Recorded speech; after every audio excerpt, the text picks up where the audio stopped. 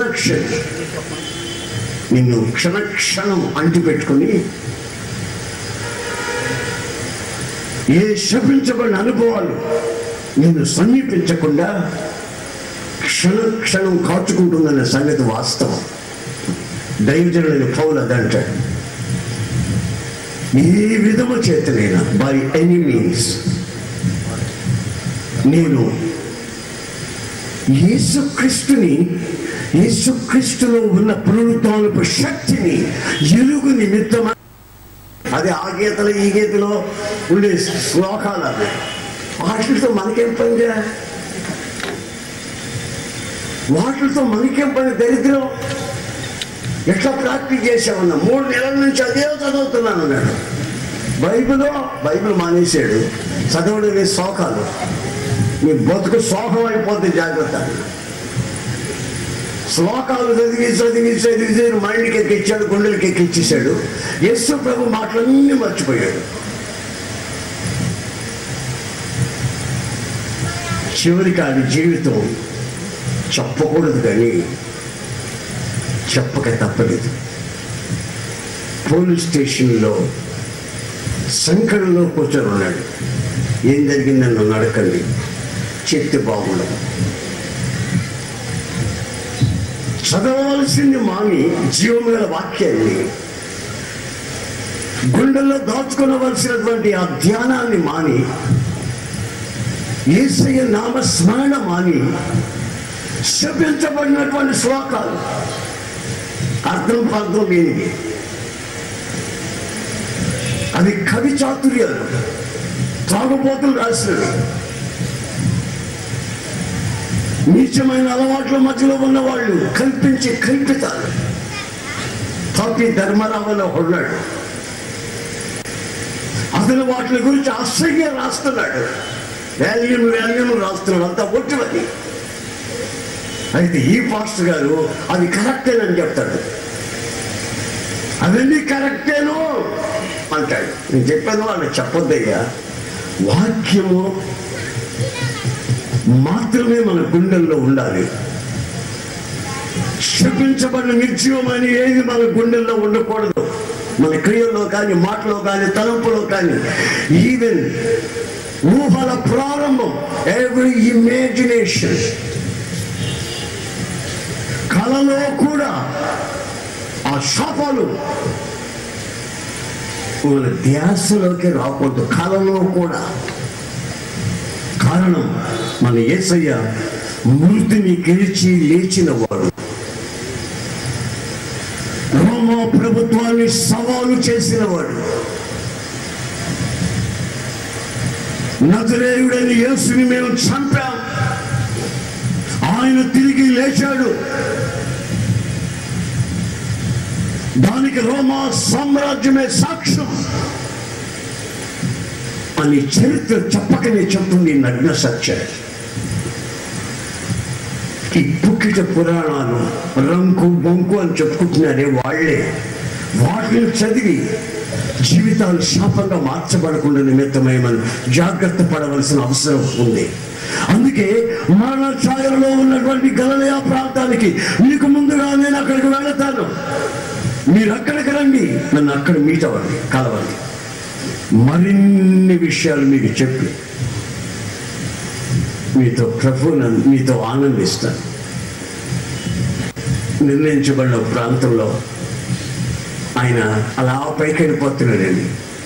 అలా పైకెళ్ళిపోతూ ఉంటే ఈ గలిలయ ప్రజలంతా అలా చూస్తున్నారు.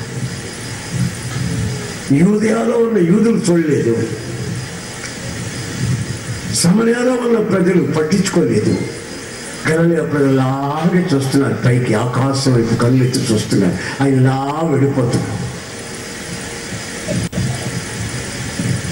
సడన్ గా దేవదూత అంటాడు, గలిలయ ప్రజలారా, ఆయన ఎలా వెళ్ళటం మీరు చూస్తున్నారు, అలాగే ఆయన తిరిగి వస్తాడు. మీ చూపు నేల చూప లేక ప్రక్క చూపులా లేక ఆకాశం వైపు ఉన్నటువంటి దేవుని శక్తి మీద ఆధారపడిన చూప? నీ చూపులో ఉన్న వ్యత్యాసం ఏమిటి? వాళ్ళు గలిలయ ప్రజలట ఆకాశం వైపు చూస్తున్నారు. అందుకని యేసుక్రీస్తు చాలా ఇంట్రెస్ట్గా చెప్తున్నాడు, మీకంటే ముందు నేను గలిలయకి వెళ్ళిపోతాను, ఈ పరిసరాలు ఎక్కడ ఉండను, నేను అక్కడికి వెళతాను. ఎందుకంటే అక్కడ ఆకాశం వైపు చూసే ప్రజలు కొందరు ఉన్నారు. మీలో ఎంతమంది ఆకాశం వైపు చూస్తున్నారో? ఏదైనా అవసరాల నిమిత్తం మనుషుల వైపు చూస్తున్నారో, వడ్డీ వ్యాపారస్తుల వైపే చూస్తున్నారో, లేక వైద్యుల వైపే చూస్తున్నారో? మీ దృష్టి ఎవరి వైపు ఉన్నదో ఒకసారి మీరు ఆలోచించుకోవాలి.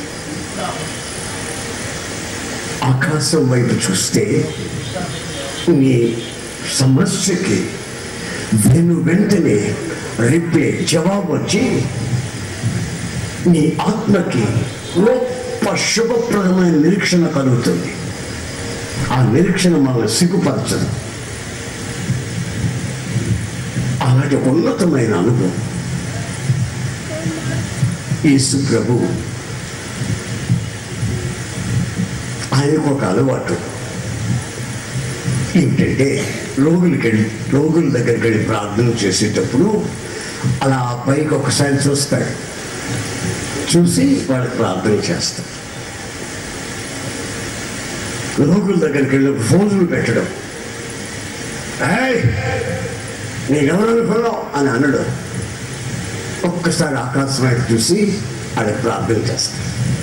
విత్ కంపాషన్ ఇక నింపబడి ప్రార్థిస్తాడు. నేనంటే ఏమనుకున్నాను, నీ ప్రార్థన చేస్తే దయ్యాలు వెళ్ళిపోతాయి, నీ ప్రార్థన చేస్తే పక్షపాతంతో కూడా వేసేస్తారు, అన్నానికి పడిపోతారు కదా, జాగ్రత్త. ఏమనుకుంటున్నారు నేనంటే? అలా అనడు. యేసయ్యకు అలవాటు పైకి చూడటం. ఓసారి ఇట్లాగే సభలు జరిగాయి, గలిలయ సముద్ర తీరాన జరిగాయి. అక్కడికి వచ్చారు వేల కొలది ప్రజలు. అది ఉపవాస ప్రార్థనలు. ఆ గలిలయ ప్రాంత గ్రామాల నుంచి అంతా వాళ్ళు పడవలో వచ్చి ఆ ధరిని కూర్చొని 3 రోజులు గడిపిస్తారు. చివరి రోజున వాళ్ళని ఇళ్ళకి వెళ్ళి పంపించాలని అనుకున్నప్పుడు ప్రభు శిష్యులు పిలిచి, శిష్యులారా వీళ్ళకి మీరు ఆహారం పెట్టండి అన్నాడు. మేమా? ఆహారమా? ఇంపాసిబుల్, అసాధ్యం. How it is possible? అయ్యా ఎలా సాధ్యం ఇది? అరణ్య ప్రాంతం,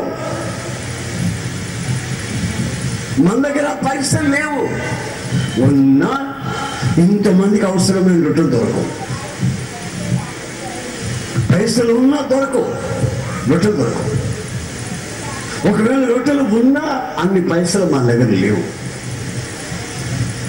ఆ చిన్న ప్రార్థన చేస్తే వాళ్ళే వాళ్ళ కొంపలకి వెళ్ళి చేస్తారండి. ఏదో 3 రోజులు ప్రార్థన నేర్పించాం కదా, తరిమేయండి అంటే ప్రభు అంటాడు, నా మార్గ మధ్యలో వాళ్ళు మూర్చిల్లిపోతారు. నేటికి 3 రోజులైంది భోంచేసి, మీరు వాళ్ళకి ఆహారం పెట్టండి. ఎలా సాధ్యమయ్యా? అంతలో ఒక చిన్న కుర్రోడు లేచాడు.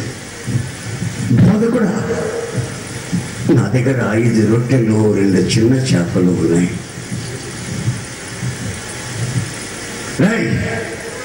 కూర్చోరా, నీకే చెప్పే కూర్చోమంటుంటే పెద్ద మనగాళ్ళు లేచావు. 5,000 మందికి ఆహారం సంగతి మేము ఆలోచిస్తుంటే పెద్ద బడ్జెట్ ఇది. 5 రొట్టెలు అంటారా ఏమిటరా? కూర్చో. ప్రభు అంటాడు, ఆ చిన్నవాడిని నా దగ్గరకు పంపించండి, ఆటంకపరచకండి. ఆడు తెచ్చి ఆయన చేతికి ఇచ్చాడు. రొట్టెలో 2 చిన్న చేపలు. ఆయన వాటిని చేత పట్టుకొని విరిచి, మీరు బైబిల్లోకి ఇంటికి వెళ్ళి చదవండి, ఇప్పుడు బైబిల్ చదువుకుంటూ కూర్చోకండి. విరిచినటువంటి ఆ రొట్టెల్ని ఆకాశం వైపు కన్నులెత్తి చూసి శిష్యుల చేతికిచ్చాడు పంచమాన్ని. ఆకాశం వైపు కన్నులెత్తి, గలిలయ మనుషులారా మీరేం చూస్తున్నారు?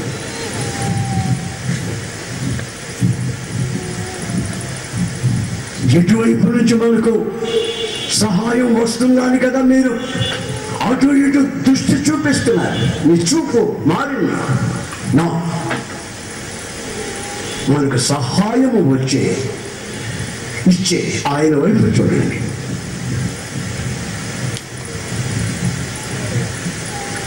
అందరూ తిని తృప్తి పొందిన తరువాత 12 గంపలు మిగిలాయి. ఆయన విరిచిన రొట్టె ముక్కలు కింద పడిన ఎంగిలి ముక్కలు కాదు. Praise the Lord. ఒకసారి హల్లెలూయా అనండి. ఏంటి అట్లాగైపోయారు? నేను బ్యాగులు పోయాయా? మీ బ్యాగులు బస్ స్టాండ్లో పోయిన వాళ్ళు కూర్చున్నారు ఒక్కొక్కరు. గట్టిగా చెప్పండి. అంతేనా? అంతేనా? 20 రోజులుగా బెడ్లో ఉన్న వ్యక్తిని నేను మాట్లాడుతున్నాను. ఇప్పుడు ఇదే మొదటిసారి మాట్లాడడం. యేసు క్రీస్తుని సెలవు వేసేదే ఆ రోజు జబ్బు చేసింది. గుడ్ ఫ్రైడే రోజు ఆత్మ లేని ఆత్మకూరికి వెళ్ళా. కర్నూలు జిల్లా ఆత్మ లేదు, అక్కడ ఆత్మకూరికి వెళ్ళా. అక్కడి నుంచి నేను కార్లు వేసుకొచ్చాను. నాకు ఈ ఫోటే వాక్యం చెప్పడం. నిర్జీవాన్ని నిర్మూలపరిచి జీవాన్ని అక్షయతని వెలుగులోకి తీసుకుని రాగలిగిన వాడు నేను ప్రకటిస్తున్న యేసుక్రీస్తు. ఆయన ఒక్కడే దేవుడు, ఇంకొక దేవుడు లేడు. దేవుడికి పంది రూపం ఉండదు, ఏనుగు రూపం ఉండదు, కోతి రూపం ఉండదు. నా దేవుడు సర్వాంగ సుందరుడు. ఆయన ముఖ వర్చస్సు, ఆయన పునరుద్ధానపు శక్తి క్షణంలో మన జీవితాల్ని అక్షయంగా మార్చగలిగిన శక్తి. ఈ చావునకు లోనుకు ఈ శరీరాలను, క్షయమైపోయే ఈ శరీరాలను అక్షయతలోనికి నడిపించగలిగింది. ఈ మోర్టల్ బాడీ నిత్యత్వానికి సిద్ధపరచగలిగిన శక్తి. నా ప్రియమైన సహోదరులారా, గలిలయలో వాళ్ళందరూ భోంచేసి మిగిల్చారు, ఇంకా మిగిలి ఉన్నాయి. అంటే అర్థం ఏంటంటే సభలు పెట్టాడు, అక్కడ మిగిలినే కానీ డబ్బులు తక్కువ కాదా. కారణం ఏంటంటే ఆయన అక్కడ ఉన్నాడు. ఉండడమే కాదు, పైకి చూసే ఆ దృష్టి కూడా ఉంది. నేను ఎక్కడికో వెళితే ఆ రోజున మా సభలకి ఇన్ని లక్షలు ఖర్చు అయినాయి, ఇప్పటి వరకు వచ్చిన సందా ఎంత, తీసివేస్తే రవి గారు చెప్పారు కదా, రవి గారు పాస్ గారు తీసివేతలు ఉంటాయి. ఆయన చెప్పిన తీసివేతలు లేదు, కుర్చీ తీయడం, పాటలు తీయడం. వచ్చిన అమౌంట్ ఎంత, ఖర్చు ఎంత, ఇంకా ఎంత అప్పు ఉంది, తీసివేత. ఇంకా ఇచ్చేవాళ్ళు ఇవ్వాలి.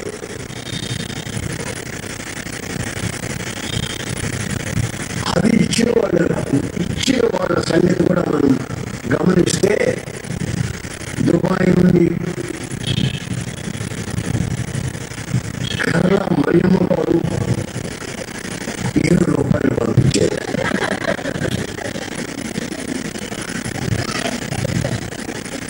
బొంగరాలు వీడి నుండి ఎవరో తెలుసా? ఆ వచ్చి చుట్టూ నిలబడి చూస్తున్నారే వింత. వాళ్ళు అనుకుంటున్నారు, వీళ్ళంతా గలిలయ మనుషులు కారా? వీళ్ళు మాట్లాడుతున్న భాష ఏమిటి? అన్నోన్ టంగ్స్, దేవునితో మర్మములు పలుకుతూ ఆయన మహత్తరమైన కార్యాలు వివరిస్తూ ఉన్నారు. అంటే సాక్షిగా నిలబడ్డారు, ప్రభువుకి సాక్షిగా నిలబడ్డారు.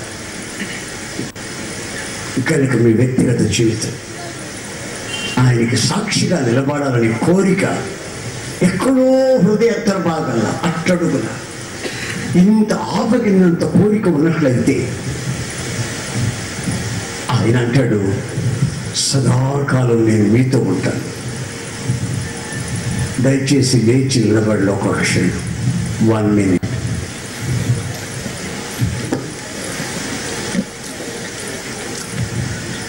లేచిన మీరు తలలు వంచండి, కళ్ళు మూయండి.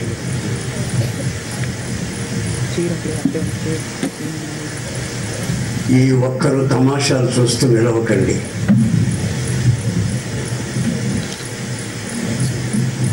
అటు ఇటు అడ్డాలు తిరగండి. ఒక్క క్షణం మీ బ్రతుకుని ఒక్కసారి ఆలోచించండి. అయ్యా, నా చూపు ఎటుపోయింది? ఆర్థికంగా చితికిన నా బ్రతుకు, చల్లా చెదరైపోయిన నా కుటుంబం,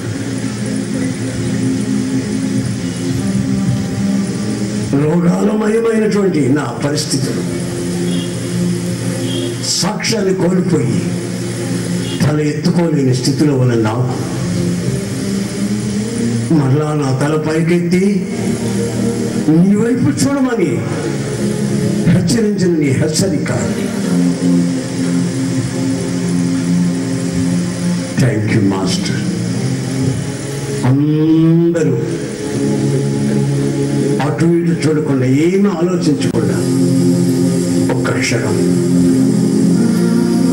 నీవు మాత్రమే ఇక్కడ ఉన్నావని ఊహిస్తూ నీ ప్రభు నీతో నిల్చున్నాడని గమనిస్తూ నేను ఏ సంగతులు నీకు ఆజ్ఞాపించాను వాటిని గైకొనండి.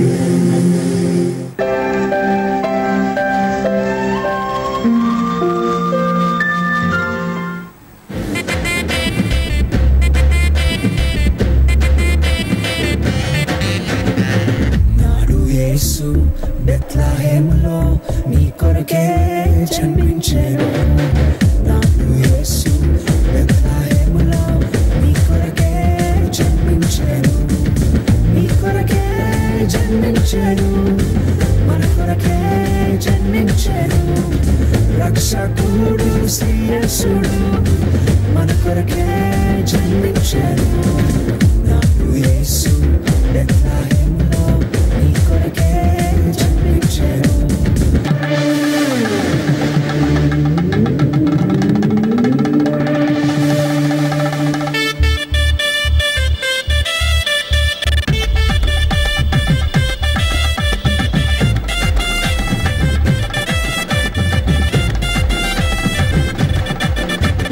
బెత్లెహేము కాదు యేసు జననం, నీ హృదయమే యేసు జన్మస్థలం. బెత్లెహేము కాదు యేసు జననం, నీ హృదయమే యేసు జన్మస్థలం.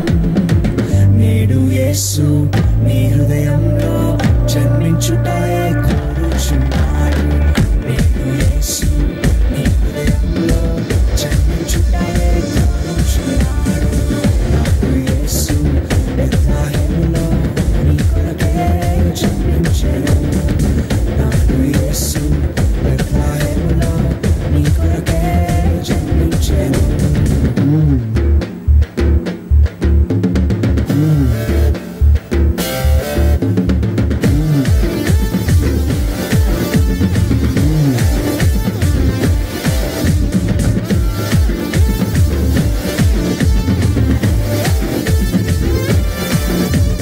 నాడు యేసుకు స్థలము ఇవ్వలేదు, నేడు నీకు పరమ స్థలము ఇచ్చినాడు. నాడు యేసుకు స్థలము ఇవ్వలేదు, వరములిచ్చినాడు.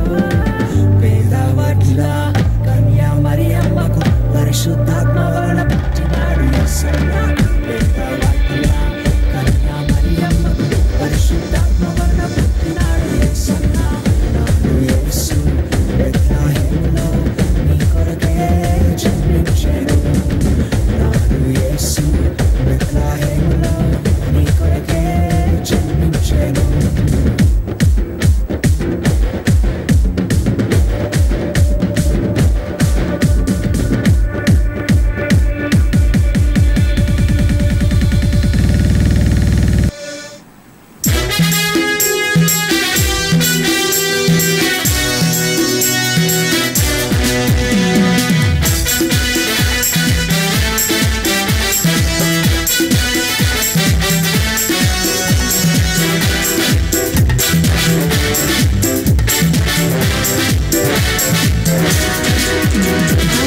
ఆనందమే మహా సంతోషమే యేసు పుట్టినలో.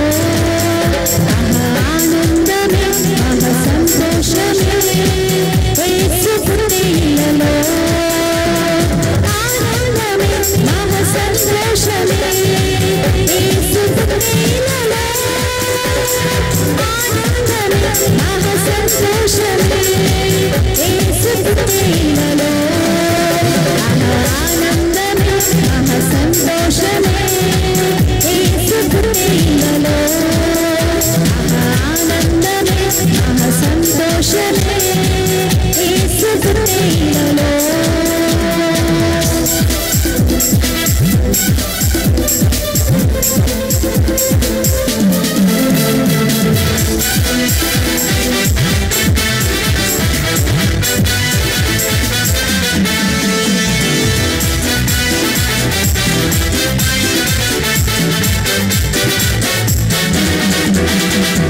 యేసయ్యా ప్రవచనము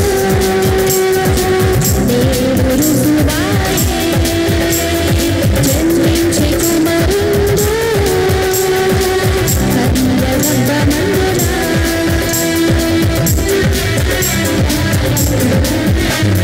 యేసయ్యా ప్రవచనము దేవుడు రుజువాయే. జన్మించే కుమారుడు కన్య గర్భమందున. ఆనందమే మహా సంతోషమే యేసు పుట్టినలో. ఆనందమే మహా సంతోషమే యేసు పుట్టినలో. ఆనందమే మహా సంతోషమే యేసు పుట్టినలో. ఆనందమే మహా సంతోషమే యేసు పుట్టినలో.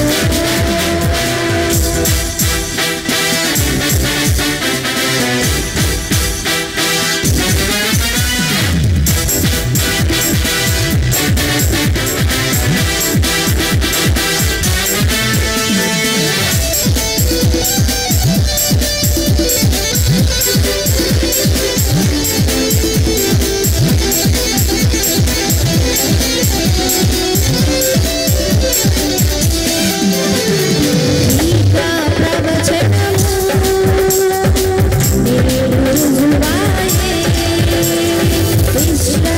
ఇశ్రాయేలీవాడు జన్మించె బెత్లెహేమున.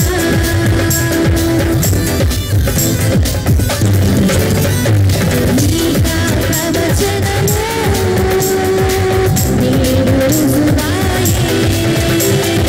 ఇశ్రాయేలీవాడు జన్మించె బెత్లెహేమున. ఆనందమే మహా సంతోషమే యేసు పుట్టినలో. ఆనందమే మహా సంతోషమే యేసు పుట్టినలో. ఆనందమే మహా సంతోషమే యేసు పుట్టినలో. ఆనందమే మహా సంతోషమే యేసు పుట్టినలో.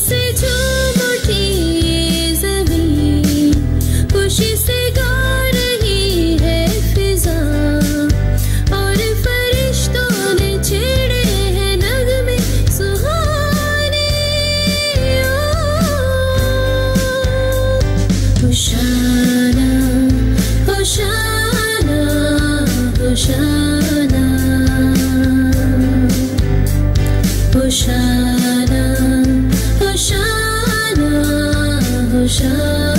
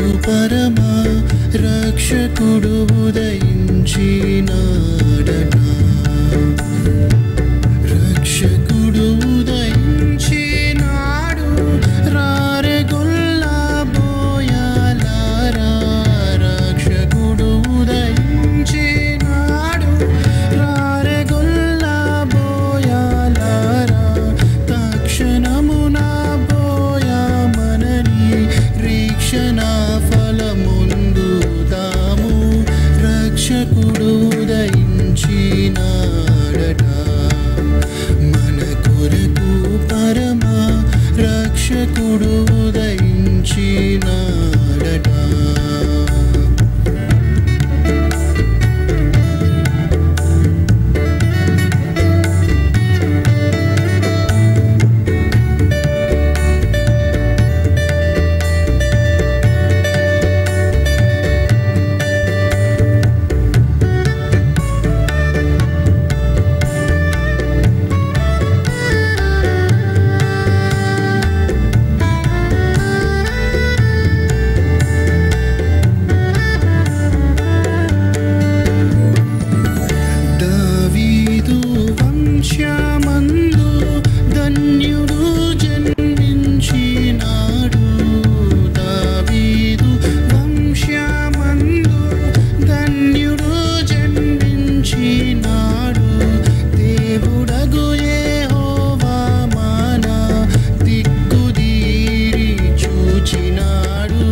రక్షకుడు ఉదయించినాడట.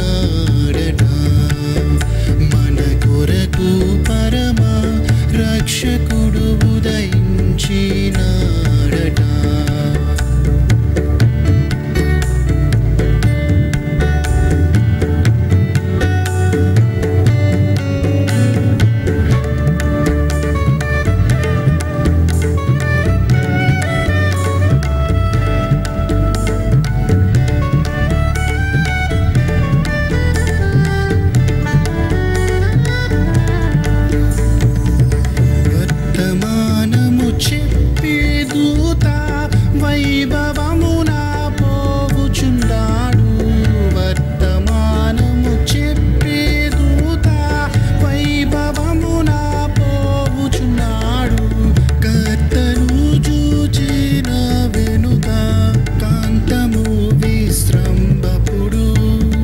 రక్షకుడు ఉదయించినాడట.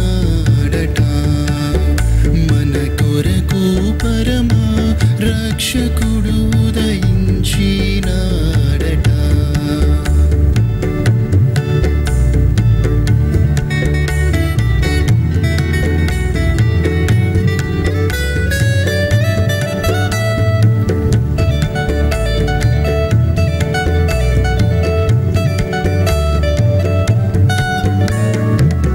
అనుచుగొల్లాలొకరికొకరు ఆనవాళ్ళు చెప్పుకొనుచు.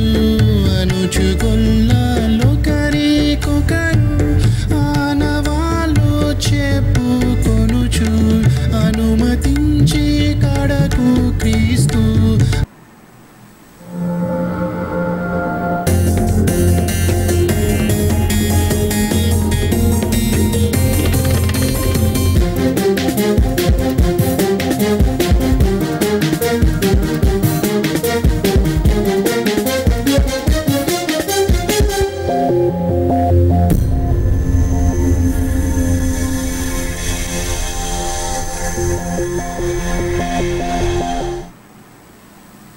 amazing orchestration that only God could have done. And when you hear that, you will know this was His doing. No human being could ever have conjured up this sequence of events and this connection of people to deal with an emergent situation when Tom was in the Philippines. So that'll be after I finish sharing with you a little bit of the story of our ZIM. I think it'll be probably unfair to just jump into the organizational side.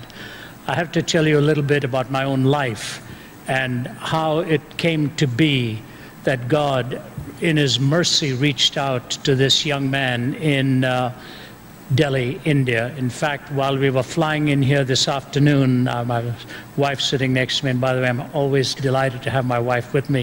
She is almost never with me. I can't compete with the grandchildren anymore. She is at home. Somebody once said to Winston Churchill, "Have I ever told you about my grandchildren?" He said, "No, and I want you to know how much I appreciate it." So I won't tell you much about that, but Margie is with me this weekend, and it's a delight for me to have her here. But as we were flying in, I showed her a letter that I received just before we boarded from my sister in Toronto. She's married to Sundar Krishnan, who's a well-known expositor.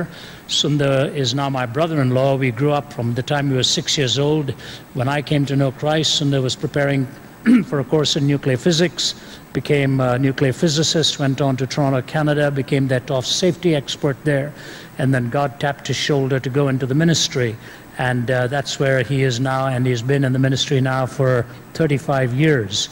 We are almost the identical age. He's 6 months older than I am. I never let him forget that.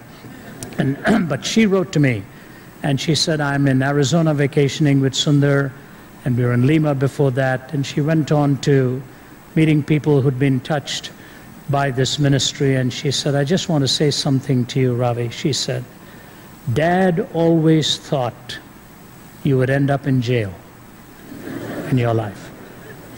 That's her exact words. Dad always thought you would end up in jail. And I remember him telling Mom that I was really a rotter, had no purpose in life, and that I was going to end up in jail. She said, today all I can say is God had plans far different to what any one of us had ever envisioned for you. And you know, when your own sister writes a long, protracted letter of affirmation and appreciation, you know how the grand weaver has worked in your own life. I used to listen to a lot to English music when I was supposed to be studying. I had my physics textbook by an Indian author by the name of G.L. Datta. Anybody who studied science in India knows the name of G.L. Datta. The only problem was if you'd open my book, it would always open on the same page because I never turned it.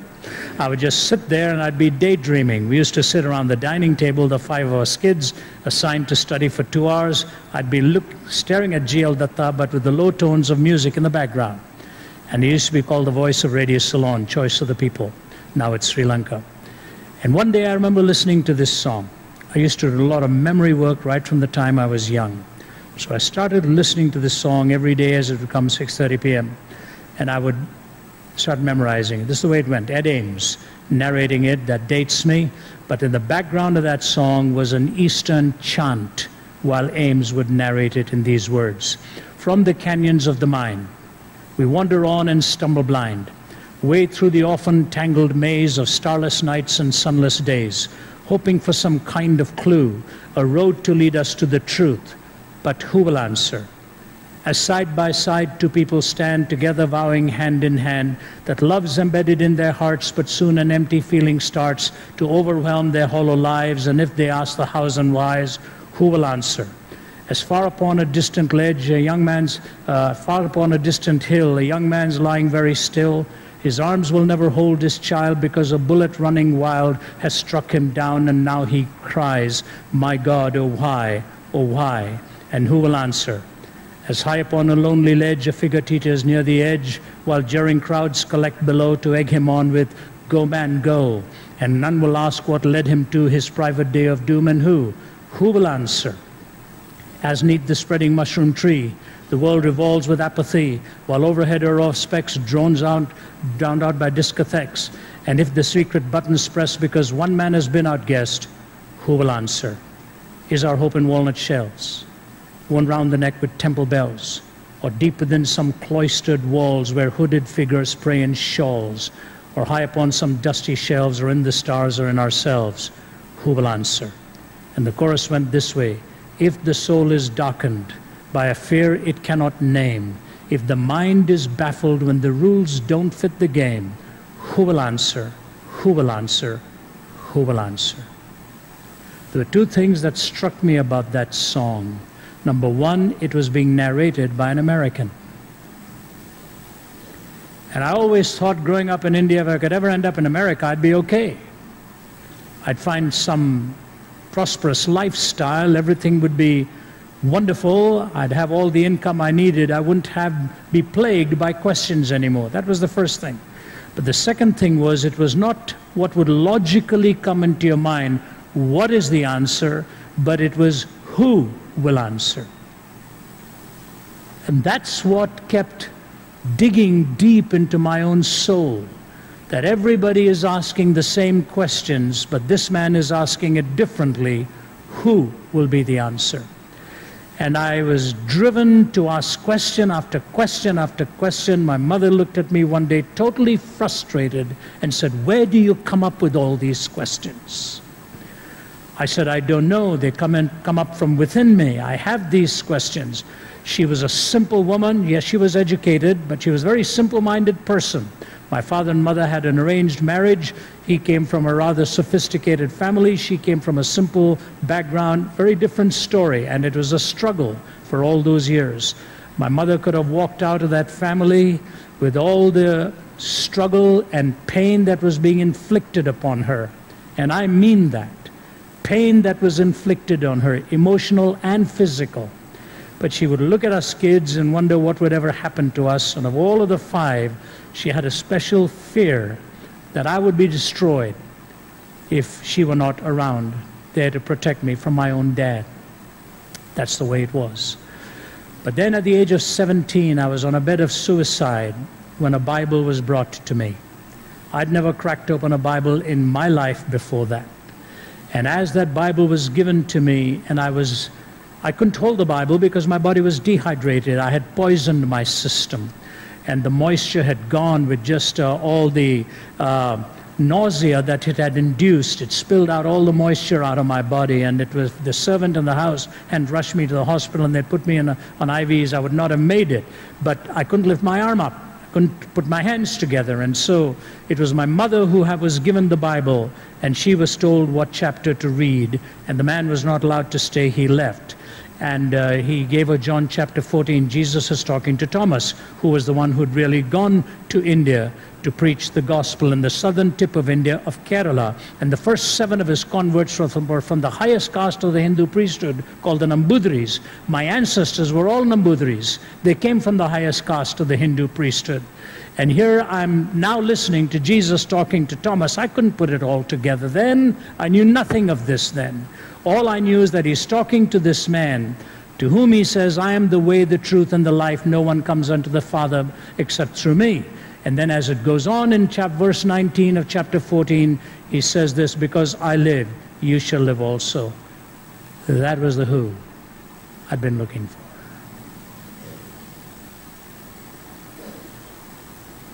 That was the who I'd been looking for.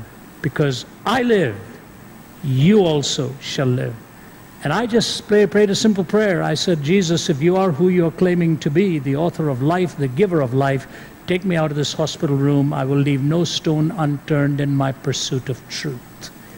I will follow you with my whole heart. That was when I was 17 years old. I celebrated my 69th birthday 2 weeks ago. 52 years ago, that transformation took place. I have never looked back, except look back with amazement. And a day never goes like today. You know, my sister writing to me and just saying, I can't believe all that God has done and accomplished in your life, and so forth. There are questions. People have questions. People suffer from emptiness, no meaning. They want something to hold on to that tells them life can be put together, that there are not just answers, there is a who to whom you can be related. And so when I came to Canada and was going into business, long story, I won't belabor all of that. I was going into the hotel and catering, the hospitality industry. I saw what was going on in those hotel rooms night after night. I was only 20 years old at that time, and I said, there are more problems here than solutions. People are coming here barren and empty, and once that midnight hour strikes, a mania seems to break out in these places. All kinds of things happen. Said, I don't want to be hanging around this the rest of my life. I turned in my resignation, went into theological training, and graduated and pursued several studies, both at Trinity in Deerfield and then at Cambridge University and so on. All that happened in my heart, God had prepared for a purpose. And in 1983, when I was a professor in Nyack, New York, for the denomination, that's where I first met your pastor, by the way, Pastor Joe. We've known each other for many, many years.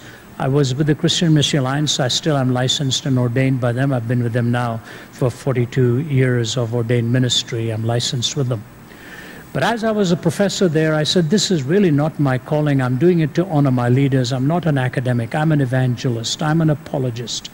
And Billy Graham had asked me to come and speak for him at Amsterdam 83. And here, speaking to the world's leading 4,000 evangelists, I'd sat down afterwards. Dr. Graham had been so kind in his comments about that message. I didn't even know until that point he knew I existed. Really. And as he chatted with me afterwards and before, I said, you know, I've noticed something out here. And while flying back with my wife Margie, we'd gone from Amsterdam to India, saw the poverty there amongst the clergy and lack of education. I put the two together and I said to her, almost every evangelist speaking to the evangelist was basically talking about evangelism to the unhappy pagan.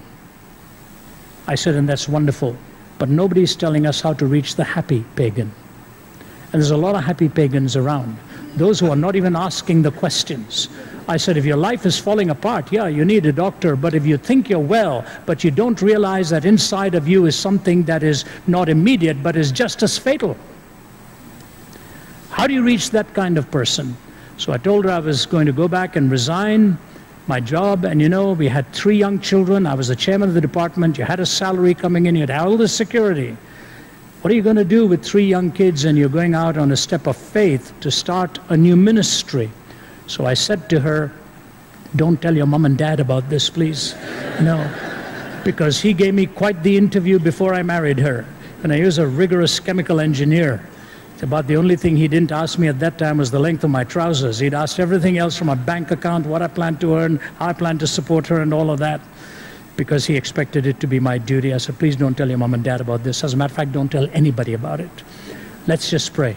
If we had $50,000 from somewhere, we'll take this as the Lord's prompting to move ahead. I want to start a Christian apologetics ministry and build a team that will defend the faith in the midst of audiences comprised of the happy pagans, in the academic arena, in the intellectual arena, in the business arena, and in the arts. 4 of those arenas, and of course within churches and so on. So she said, boy, that's a lot of money. I said, yep, we never received anything like that. I think I forget even what the biggest amount I'd ever received as a young student. And so we're praying about this. And then I was invited to speak to about 300 businessmen and women not far from here in a place called Sawmill Creek. Okay. I will fly in and see you sometime in the next couple of months. And after I tell you what's on my heart, if you still feel so inclined, we can talk further then. He said, no, you're a very busy man, I know. And he said, I have a plane, I'll fly in and see you, tell me where you live.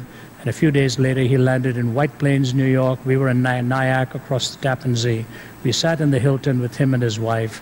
And as I poured out the heart for a ministry in Christian apologetics that will reach the thinker, reach the skeptic, reach the happy pagan, prepare our young men and women in our churches and adults in our churches to be able to give a reason for the hope that is within them and to be able to give a meaningful answer to the questions that are asked of them. That's what I really want to do. And you know, the tears were running down his face. Do you know what he said to me? He said, Ravi, I have not even finished high school, he said. He said, I ran away from home when I was 18. He said, but I know how to make money. He said, I made more money in my life than I'll ever be able to spend. You do what God's called you to do. I will take care of you. This will only be the beginning. Bring some friends together and we can talk and get this organization underway. And I just got terrified about all of this. I said, wow. I went back home. I couldn't pick up my cup of coffee. I said, is this for real? I said, what do you want from me? What will this mean for me in my relationship to you? He said, nothing much, just one thing. He said, your integrity. He said, you promise me your integrity and let your yea be yea and your nay be nay, and I'll take care of you. He honored that trust for 20 years when he passed away 10 years ago. It was not just that we'd lost such a generous giver, which he was. I felt I'd lost a kind of a figure in him because he was a good man.